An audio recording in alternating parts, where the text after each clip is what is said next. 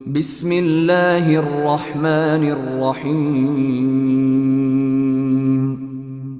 পরম করুণাময় ও অসীম দয়ালু আল্লাহর নামে শুরু। لإيلاف قريش কুরাইশের আসক্তির কারণে, إيلافهم رحلة الشتاء والصيف আসক্তির কারণে তাদের শীত ও গ্রীষ্মকালীন সফরের। فليعبدوا رب هذا البيت অতএব তারা যেন ইবাদত করে এই ঘরের পালনকর্তার, الذي أطعمهم من جوع وآمنهم من خوف